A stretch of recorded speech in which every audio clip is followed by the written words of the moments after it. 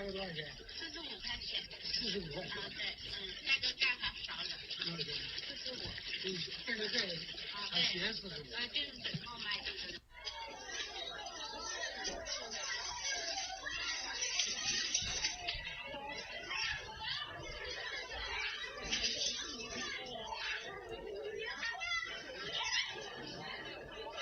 这的话，经常熬夜，经常是熬通宵，6万多块钱、5万块钱样子吧。后来我从事饿了么，是因为饿了么的时间比较充足，没有那么大的压力。脂肪肝都跑没了，最主要的是再也不用受甲方的摧残。这骑手让我找回了自己，而且每次跑站的时候也特别开心。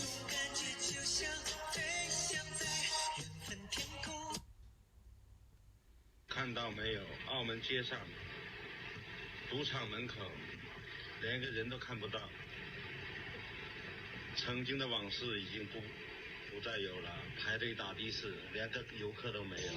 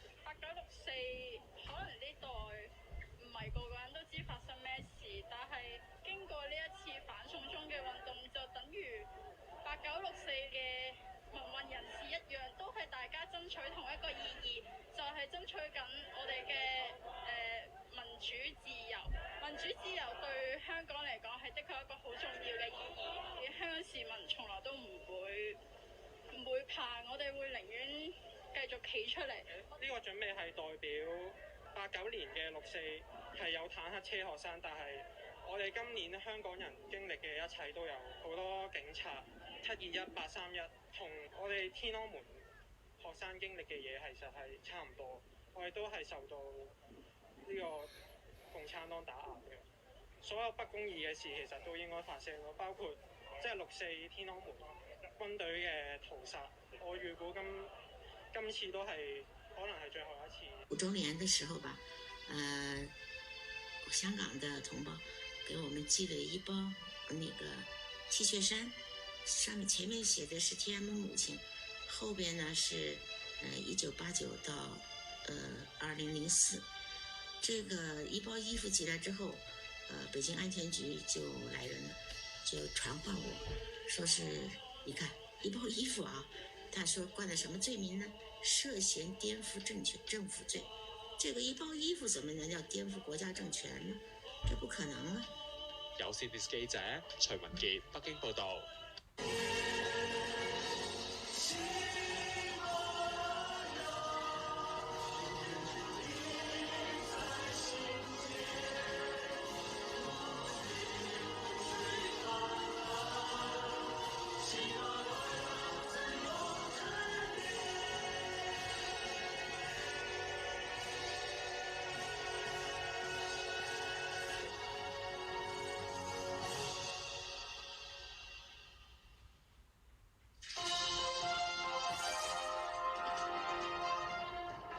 China's greatest footballer has become a non-person overnight after denouncing the Communist Party and calling for regime change.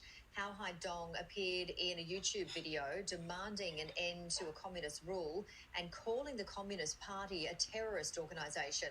Moments after it was posted, Hao and his wife, the badminton world champion, lost their accounts on social media site in China, Weibo.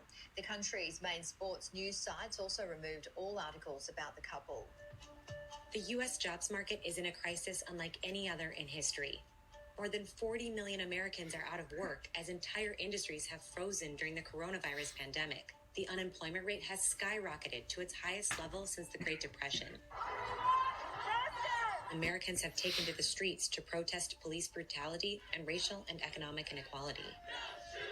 Yet on Wall Street, the picture looks very different. The Dow rising by 553 points. Wall Street pushed higher to start a new month. Stocks rising yesterday with the Nasdaq closing at its highest level since late February. The S&P 500, which tracks 500 large publicly traded companies in the U.S., surged 40% from its low point in March through the beginning of June. The stock market and the economy haven't always moved in tandem, but the recent separation between the two has been especially stark. The result is a growing divide between Wall Street and Main Street. Still, in the long term, markets and the economy generally have moved in the same direction, as they're both affected by factors like corporate earnings, productivity, and changes in demographics. The question is whether the current disconnect is the start of a longer-lasting... Let's have a look at the size of the protests in each of our major cities this weekend. Starting with Sydney. This is Sydney. Yesterday, the protest had an estimated 20,000 people. It stretched right from the town hall right into the inner west suburbs. It was just extraordinary. Then in Victoria, there were more than 10,000 people took to the streets to protest Black Lives Matter. And in Brisbane, there were estimated to be 30,000 people on the streets. Look at those crowds. Just enormous. And all of this at a time when we are in a global pandemic over a virus that health officials have told us is the worst in a century, and mass gatherings have been banned. I am disappointed and saddened and angry by the protesters who care so little for their fellow citizens, so little for our society and for the health of our loved ones, that so little that they're prepared to selfishly risk it all by having a mass gathering, flouting the social contract we've made to all do our bit for the good of society.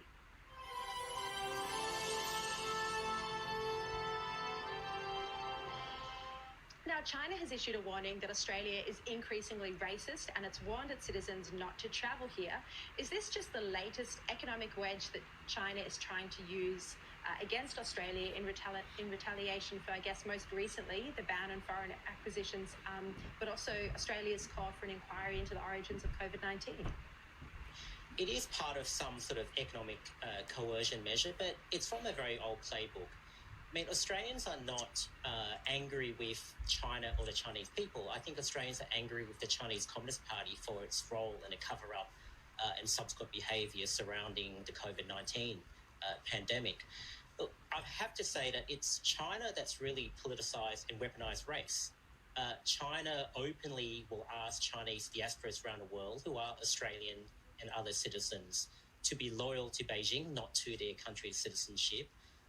It's foreign influence programs, the United Front, it is based on activating race. I think we just need to be scornful and disdainful of these sorts of comments. I think the more seriously we take them, the more stressful we become, and I think the more vulnerable we become to this kind of comment. The total number of cases worldwide of the coronavirus have topped 7 million as of Saturday, according to a tally by Reuters, as numbers surge in Brazil and India. The number of deaths is approaching 400,000. Almost a third of the cases worldwide are in the United States, as are about a fourth of the fatalities. Deaths are rapidly rising in Brazil, which could overtake the UK as the country with the second highest death toll.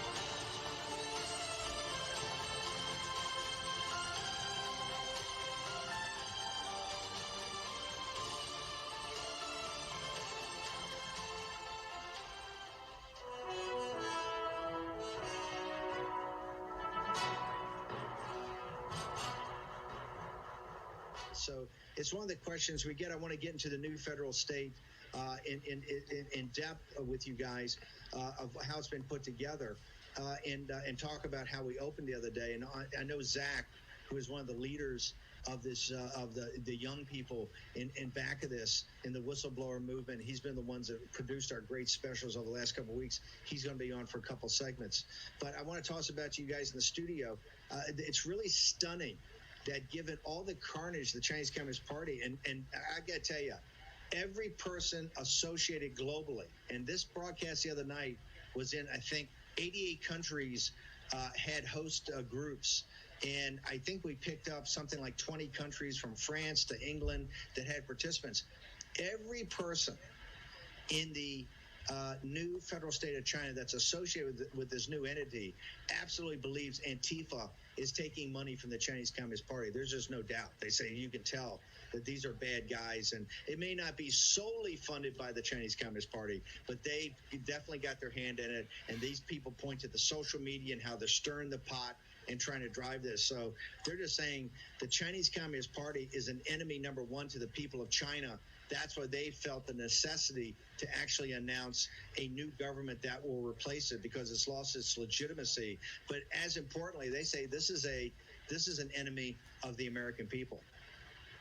That is an extraordinary development in this wider story. If we get the evidence out there, and there's no doubt that there are certain pointers that we look at, Steve and the team, when you look at how the bots interact, the Chinese, the Wu Mao army interacts online at the moment, how they've done it through the coronavirus. Now what we're seeing in terms of the protests all across the United States as well. And of course, the interesting thing about this, I'll throw it over to the team here as well, is that when this first started, remember the media and a lot of politicians sort of pushed back against this CCP narrative that they saw coming out of rooms like this that we're in, and saying, hey, hold on a minute, guys, we're not supposed to go to war with each other. We're supposed to look at where this has come from and who can be held responsible, and whether it's the WHO, and whether it's the Chinese Communist Party, and where this came from itself, the story about the wet market and all this stuff. You'll notice now where we are today that the situation has changed. There's not very many people who are willing to put their neck out and say, oh, those guys are conspiracy theorists, right? You look at what Sir Richard Dearlove, the former head of MI6, had to say about this just this past week when he's talking about the coronavirus, quote, starting as an accident. He's talking about a Chinese laboratory. He mentioned gain of function, all of this kind of thing. I want to throw to Posobiec and Max. Steve, I wanted to ping on something you just said there, talking about Antifa and the Chinese Cultural Revolution of the 1960s and 70s. I actually wrote in my book, 4D Warfare, 2 years ago, the parallels, and certainly spiritual parallels, between what we're seeing in Antifa on the streets across North America and Western Europe and Eastern Europe in some cases, and the Red Guards of China back during that time. Now, this was a time where Chairman Mao felt that he was threatened. He felt that his position within the party was vulnerable, that the party was moving against him. Keep in mind, this is on the back of the Great Leap Forward, the hundreds of millions who died in that, the peasants, the families. And so the Red Guards are then inflamed with their little red books full of Chairman Mao quotes and their Mao badges to enforce the mind control. And what do I mean by mind control? I mean that you had, literally, it was called Mao Zedong thought, and that you had to adhere to Mao Zedong thought. This was the purpose of the book, so you could understand it. And when you held the book, that was sort of like your currency, that you could prove that you adhered to Mao Zedong thought, which is, of course, known as the revolution. So if you did not adhere, then you were put on what? You were put into a struggle session, a self-incrimination struggle session, which meant that you had to stand up and be publicly shamed. In the case of China, you had a sign hung around your neck with your crime and then your name written out. In some cases, these were held in large stadiums, soccer stadiums. And you had to repudiate yourself. You had to incriminate yourself. You had to judge yourself. And then, and only then, if they accepted it, if the mob accepted it, they might allow you to walk out with your life, right? And we see echoes of that. We see sort of almost a spiritual echo of that in today's cancel culture that we see going on. I think it's much deeper than an echo.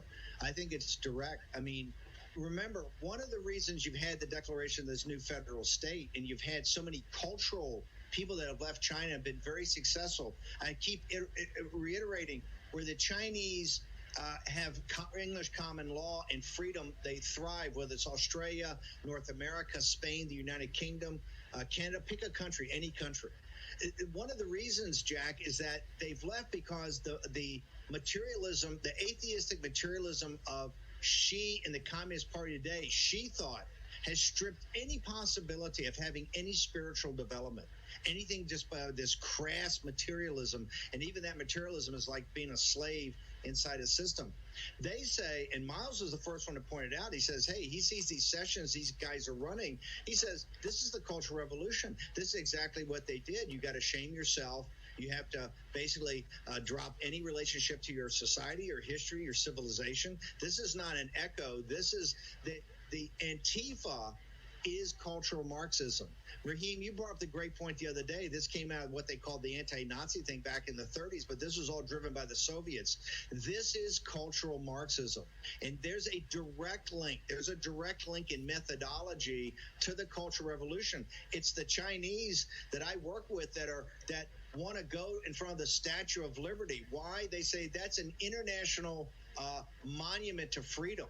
And that's what, so if we have this kickoff, we want to be in front of the Statue of Liberty. We want in our declaration, the declaration that Miles Guo, bid himself and signed in blood that he would commit, and all of them committed to a death struggle with the Chinese Communist Party. Inside of here is every one of the great traditions of the Judeo-Christian West, the freedoms, the freedom of assembly, freedom of speech, freedom of religion. So, Jack, I don't think it's an echo anymore.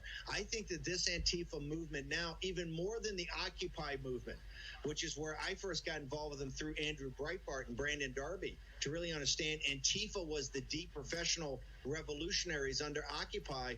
This time, I think it's come much up that this, to me, is on technique and methodology, a direct link to the Cultural Revolution in China in 1968, which they used to break. What did they want to break? They wanted to break the Chinese family, the tradition of the Chinese family and Confucianism. So, Jack, I think when your book was prophetic, and boy, I hope that section we put back online or get it out there, because you know this better than anybody. Steve, this is Jack. One other close parallel that you can see with the Cultural Revolution was this attempt to destroy history. Many of the cultural icons of China were destroyed by these angry mobs. And we're seeing that today in the United States with this attempt to erase history, if you will, by this same group. And I think to a certain extent, underneath this, as part of this, by destroying history, they get to recreate it however they want. And it's very similar to what happened in China.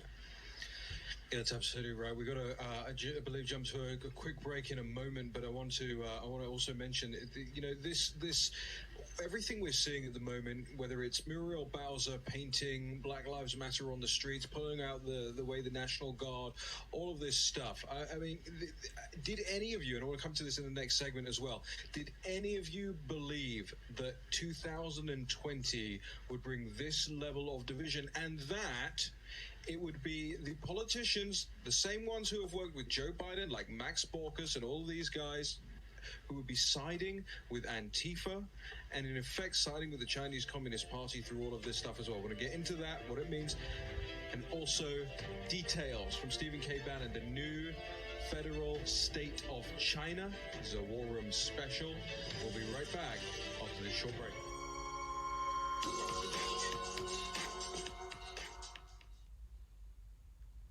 这是共产党的黑暗啊，黑暗啊！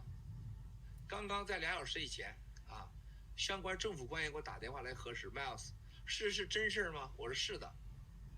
啊，郝海东先生的儿子在这球给 fire 掉了。他说需要我们做什么？我们要让这个孩子来美国踢球，马上就可以来。他不愿意来美国，还想在欧洲踢，没有问题，能解决。啊，叶兆莹女士的学校。 郝海东先生的足球学校、羽毛球学校，以及家人都受到了威胁，这就是流氓黑社会。你放心，全世界一定会管的啊，一定会管的。更重要的，全世界的媒体关注郝海东先生，韩国、日本啊、泰国、马来西亚、非洲、阿尔及利亚、古巴、北朝鲜、津巴布韦、乌干达，共产党的这些穷哥们们，哪个国家报纸不报道的？ 能把敌人的朋友变成朋友，你这力量就大了，啊！这就是爆料革命。郝海东和叶兆颖夫妇2个人做到了，啊，太牛了！